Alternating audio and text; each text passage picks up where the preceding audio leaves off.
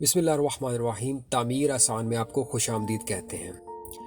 आज का हमारा टॉपिक प्रॉपर्टी टैक्स के मुतालिक है। हम आपको शॉर्टेस्ट पॉसिबल टाइम के अंदर मैक्सिमम इन्फॉर्मेशन देंगे प्रॉपर्टी टैक्स के बारे में। प्रॉपर्टी जैसे कि हम जानते हैं, जितने भी हमारे ओवरसीज़ लोग हैं वो जितना पैसा कमाते हैं, जितना भी उनके पास सेविंग्स में बचता है, वो सबसे पहले उनकी कोशिश होती है कि प्रॉपर्टी लेके रख लें ताकि आने वाले सालों में उनको फ़ायदा हो जाए। इसी तरह पाकिस्तान के अंदर भी हमारी कोशिश होती है कि जो एक्स्ट्रा हम पैसे पड़े हों हमारे बैंक्स के अंदर, वो हम फ़ौरन से पहले प्लॉट किस्तों पे ले लें। लेकिन प्रॉपर्टी टैक्स का जानना आपके लिए इंतहाई अहम है, अदरवाइज़ आप नुकसान उठा सकते हैं। जो फ़ायदा आप एक्सपेक्ट कर रहे होंगे 1-2 सालों के बाद, हो सकता है वो मैक्सिमम उसका फ़ायदा गवर्नमेंट ऑफ पाकिस्तान ले जाए और आपको टैक्सेस की मद में बहुत सारा पैसा गवर्नमेंट को देना पड़े। तो इसमें 3 तरह के टैक्सेस को आप समझ लें और जिसके बाद आप एक अच्छा डिसीजन कर सकेंगे कि आपको प्रॉपर्टी में इन्वेस्ट करना चाहिए या नहीं करना चाहिए। और अगर करना चाहिए तो क्या उसकी मोडेलिटीज़, क्या उसकी सूरतें हो सकती हैं जिसमें आप बेस्ट डिसीजन ले सकते हैं रियल एस्टेट में इन्वेस्ट करते वक्त। तो 3 तरह के टैक्सेस को आप समझें। एक है, पहला है जी विद होल्डिंग टैक्स। दूसरा आपका है CGT, कैपिटल गेन टैक्स। तीसरा आपका है डीम टैक्स। तो पहला जो टैक्स है, जैसे कि हम सबसे पहले जब जाते हैं सोसाइटी के अंदर तो हम प्लॉट या फाइल ख़रीदते हैं। हम ख़रीदार हैं, हम बायर हैं। तो सोसाइटी जब हमारे नाम पे फ़ाइल ट्रांसफ़र कर रही होती है तो वो हमारे पे एक तो ट्रांसफ़र फ़ीस लगाती है, जितने भी हैं 20,000, 25,000, 60,000, 70,000। उसके अलावा एक टैक्स वो हमें काट रही होती है जो विद होल्डिंग टैक्स होता है, जो यूजुअली पहले 1% हुआ करता था। अगर आपने 1 करोड़ रुपए का एक प्लॉट ख़रीदा है तो आपको 1 लाख रुपया विद होल्डिंग टैक्स देना पड़ता था। इस वक्त विद होल्डिंग टैक्स जो 2022-23 में कर दिया गया है वो 2% है। यानी कि 1 करोड़ का प्लॉट जब भी आप खरीदेंगे कहीं पे भी जाके, जो उसकी फेयर वैल्यू होगी, डिफरेंट सोसाइटीज़ ने एक फेयर वैल्यू मुतय्यन की हुई है। तो जो भी उसकी फेयर वैल्यू होगी, अगर आप सपोज एक किसी बंदे से प्लॉट ले रहे हैं 35 या 40 लाख का, तो एक सोसाइटी ने उसकी वैल्यू हो सकता है कि 27 लाख या 30 लाख रखी हो फेयर वैल्यू। उस 30 लाख पे जो है वो आपको 2% देना पड़ेगा टैक्स। तो ये विद होल्डिंग टैक्स होता है जो बायर को अदा करना पड़ता है स्टार्ट के अंदर, ख़रीदते वक्त। तो ये आप अंदाज़ा लगा लें कि आपको ये देना पड़ेगा। और लोग इसको आजकल ये बहुत इसका इजाफा हो गया है। वो भी सिर्फ फाइलर के लिए ये आप याद रखें कि 2% है। और जो नॉन फाइलर्स हैं, जो रिटर्न फाइल नहीं करते, उनके लिए ये 5% कर दिया गया। यानी कि आपको 1 करोड़ के प्लॉट के ऊपर 5 लाख रुपए अदा करना पड़ेगा नॉन फाइलर को। अब आपने प्लॉट खरीद लिया है, एज एन इन्वेस्टमेंट खरीद लिया है, और आप कुछ अर्से के बाद चाह रहे होंगे जी मेरी अमाउंट डबल हो जाएगी, या मैं इस पर 30% या 20% या 15% इस पर 1 साल के बाद ही कमा लूँगा, 15% कमा लूँगा या 20% कमा लूँगा। लेकिन आपको ये अंदाज़ा नहीं है कि कैपिटल गेन टैक्स भी होता है। अब कैपिटल गेन टैक्स से मुराद क्या है कि आपके पास एक कैपिटल था, यानी आपके पास एक प्लॉट था, उस पर आपने गेन लिया है, कोई आपने कुछ मुनाफा कमाया है। अब गवर्नमेंट ऑफ पाकिस्तान ये कहती है, FBR ये कहती है कि आपने उस मुनाफे में से गवर्नमेंट को भी देना है। उसको बोलते हैं कैपिटल गेन टैक्स, जब आप उसको बेचने जा रहे होंगे। तो विद होल्डिंग टैक्स स्टार्ट में हुआ और अब आप बेचने जा रहे हैं तो that is capital gain tax. Capital gain tax 3 तरह की चीज़ों पे अप्लाई होता है, यानी कि प्लॉट्स और फाइल्स।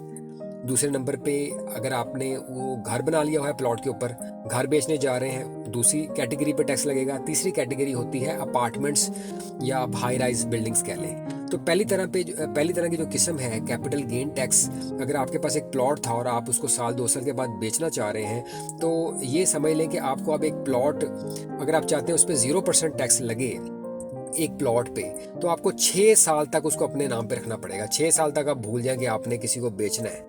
6 साल के बाद अगर बेचेंगे, 7वें साल जाके बेचेंगे, तो आपको 0% टैक्स होगा। ठीक है जी। अगर आप पहले साल ही बेच देते हैं, 1 साल के अंदर अंदर बेच देते हैं, तो आप पे 15% टैक्स लगेगा। और हर साल इसको आप 2.5% कम करते जाएं।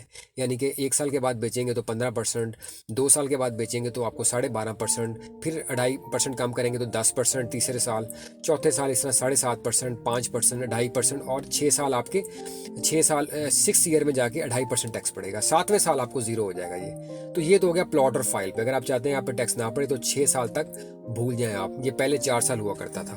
यानी अब आपको होल्ड करना है, होल्डिंग कैपेसिटी आपकी 6 साल होनी चाहिए अगर आप टैक्स से बचना चाह रहे हैं। दूसरी कैटेगरी आपकी है, अगर आपने घर बना लिया हुआ है और आप घर बना के उसमें रह रहे हैं, आप कहते हैं जी मैं साल एक रहूँगा घर के अंदर और साल के बाद इसको बेचूंगा।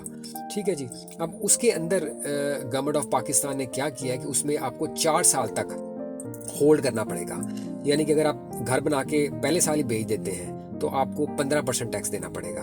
और अगर आप दूसरे साल बेचते हैं आपको 10%, तीसरे साल बेचते हैं आपको 7.5%, चौथे साल बेचते हैं आपको 5%, और आप जाके चौथे साल के बाद अगर आप बेचेंगे फिर आपको 0% ये टैक्स होगा। तो 4 साल तक आपको होल्ड करना पड़ेगा इस फॉर्म के अंदर जब आपके पास घर बन चुका है, कंस्ट्रक्टेड प्रॉपर्टी है। अब तीसरा जो कैपिटल गेन जो कैटेगरी लगती है, जो आपको बड़ा अहम पॉइंट है इन्वेस्टमेंट पॉइंट ऑफ व्यू से, आपने गौर से सुनना है। इसमें है कि अगर आपने अपार्टमेंट ले लिया है तो आपको 2 साल तक रोकना पड़ेगा उसको। आपने 2 साल तक अगर नहीं बेचते, तीसरे साल बेचते हैं तो आपको 0% टैक्स है। लेकिन अगर आपने अपार्टमेंट लिया है या कोई प्लाजा बड़ा ले लिया है, हाई राइज बिल्डिंग लिया है, तो आप फौरन पहले साल बेचना चाहते हैं तो उस पर 15% है, दूसरे साल बेचना चाहते हैं तो उस पर 7.5% है, तीसरे साल बेचेंगे तो आपको 0%। अब इस चीज़ से क्या अंदाज़ा हो रहा है आपको? इसका मतलब गवर्नमेंट प्रमोट कर रही है कि आप अपार्टमेंट्स की तरफ आए, high rise building, vertical construction की तरफ आए, यानी कि 2 साल आपको सिर्फ होल्ड करना है और आप उसके बाद तीसरे साल अपना फ्लैट बेचें तो आपको फ़ायदा होगा। तो फ्लैट, एक तो इस पर अंदाज़ा हो रहा है कि फ्लैट खरीदने पर आपको प्रमोट कर रही है। दूसरे नंबर पर आपको जिस लेवल के टैक्सेस लगा दिए गए हैं उससे आपको प्रमोट कर रही है कि आप प्रॉपर्टीज़ को एज एन इन्वेस्टमेंट यूज़ ना करें, और प्रॉपर्टीज़ महंगी से महंगी भी होती जा रही हैं और एग्रीकल्चर लैंड भी खत्म हो रही है। अब तीसरी और आखिरी जो टाइप है वो डीम वैल्यू टैक्स जो लगा है इस दफ़ा। डीम टैक्स जो है वो 1% लगा है आप पे, यानी कि कोई ऐसी ज़मीन जिसके पास फार्म हाउसेस पड़े हुए थे, जिसके पास कोई प्लॉट्स पड़े हुए थे, एक प्लॉट के बाद जो उसने एक्स्ट्रा लेके रखा हुआ है।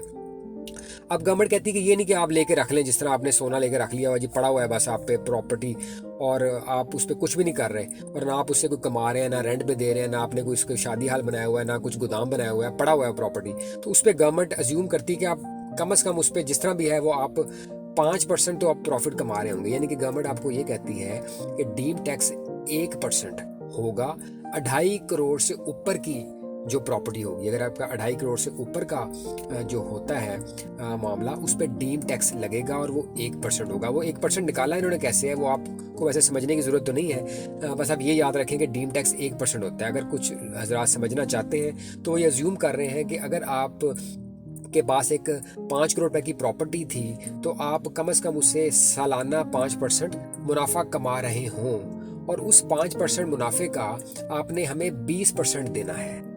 ठीक है जी, उस सालाना 5% मुनाफे का आपने 20% देना है, जो अल्टीमेटली 1% ही बनेगा।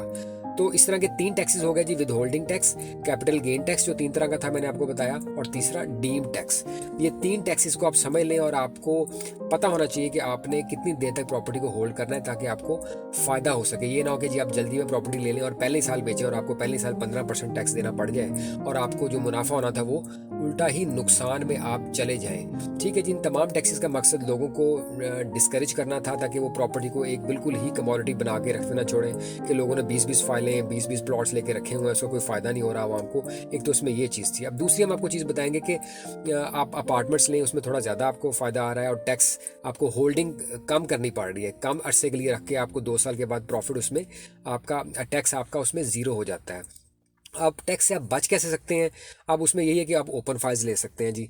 ओपन फाइल्स थोड़ी रिस्की होती हैं, लेकिन ये है कि अब आप देख लें, अगर आपको लगता है कि आप 3 से 6 माह तक आपको सोसाइटी अलाउ करती है और आपका कोई बंदा जानने वाला है तो आप ओपन फाइल्स लेके रखें। और दूसरा ये होता है कि अगर कुछ सोसाइटी जो अभी नई लॉन्च हो रही हैं और उनकी अभी रजिस्ट्रेशन नहीं हुई FBR के साथ, तो वो भी शायद हो सकता है उसमें भी आपका टैक्स की बचत हो जाए। तीसरा ये आपने याद रखना है, अगर आपने कोई प्लॉट लिया और उस पर आपका 1% विद होल्डिंग कट गया, जो यूजुअली हम बहुत सारे लोग बॉदर कर रहे होते हैं और हम समझते हैं जितने पैसे कट गए हैं ट्रांसफर होते हुए, तो जो लोग सैलरी पेशा हैं वो जाके फौरन रसीद जाके अपने अकाउंट्स डिपार्टमेंट में दें ताकि आपको वो पैसे आपके जो सैलरी में से टैक्स कटता है वो नहीं कटेगा और वो जितनी अमाउंट आपकी यहाँ से कट गई वो आपको वापस हो जाएगी। तो हम उम्मीद करते हैं कि ये जो वीडियो है आपके लिए इंतहाई यूज़फुल साबित हुई होगी। इसके लिए आप हमारे चैनल को ज़रूर सब्सक्राइब करें ताकि आने वाली वीडियोज़ में आपकी हम मज़ीद रहनुमाई कर सकें। Thank you so much for watching.